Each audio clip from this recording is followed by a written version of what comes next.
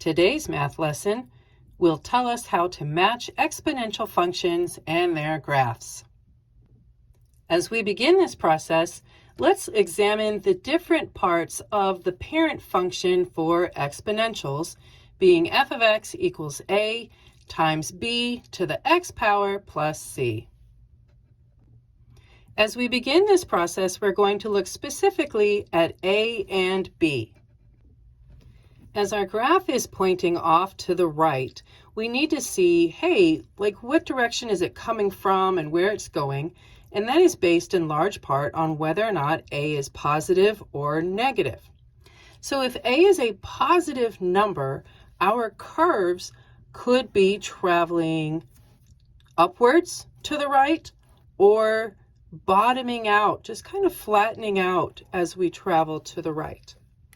If a is a negative number, then as we travel to the right, our curve could be going down, down, down very quickly, or it could be, again, topping out, not so much bottoming out, but topping out as we head to the right.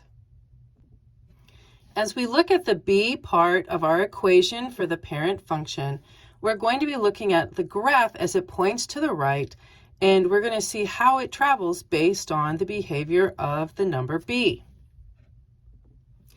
If your b number is greater than 1, not equal to 1, just greater than 1, then as your curve travels to the right, it could be pointing upward very quickly, or it could be pointing downward very quickly. Now, this is important to discuss. What does it mean to be greater than 1?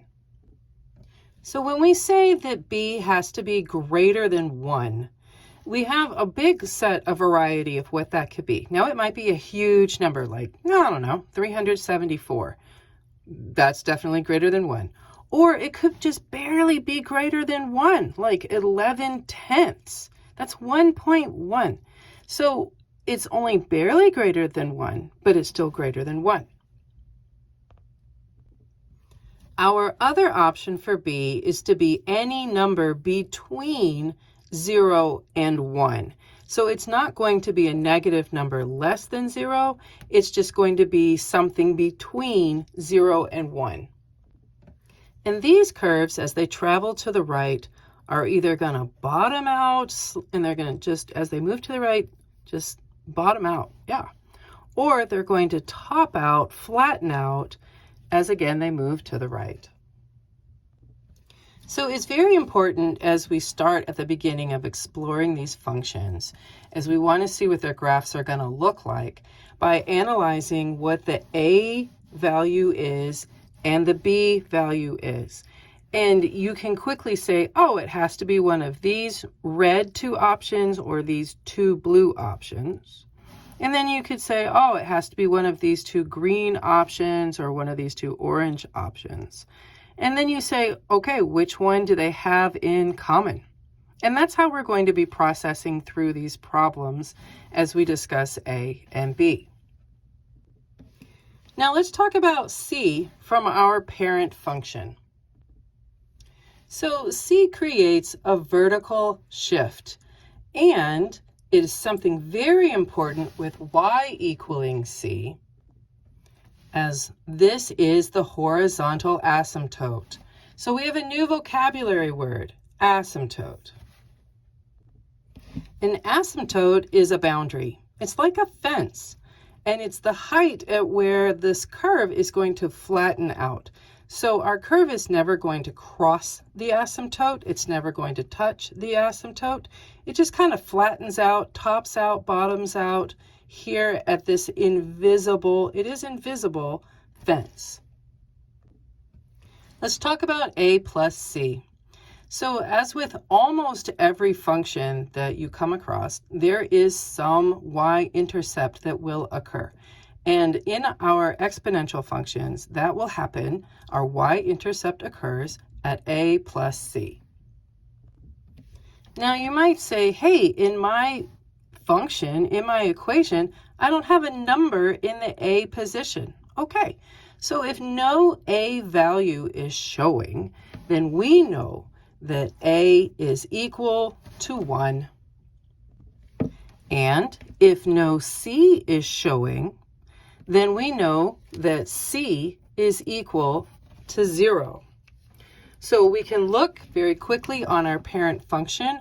Our A value happens right here in front of the parentheses at the very beginning of our equation, and our C value, if it exists, happens at the very end where it is either added or subtracted off at the end of our equation. So after we have discussed what A, B, and C are and how they affect our graph, it is really a great idea to make a very tiny table just to help verify the points that you need. So this table, this little XY table, it can be very small. You might need to test an X value of -1. You should be able to fill in the X value of 0, as this is your Y-intercept that you can get from A plus C. And then you really should test what happens at X equals 1. And you plug this 1 into your equation for the X value, and then you can get an actual value to put in here to make a coordinate point. Now, I recognize that all of these characteristics, all these traits of exponential functions really can be confusing to analyze as you get started. I get that.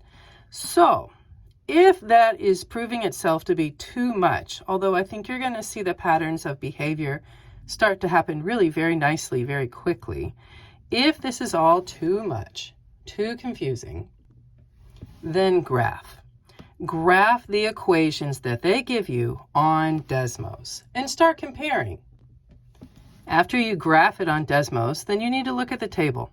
And you're going to look at the table for the values, for the coordinate points of the function there on Desmos so that you can match it up to the appropriate graph of your 4 graph options.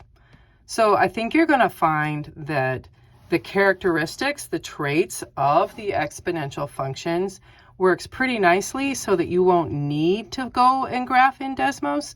But if you do, that is most definitely an option that always works.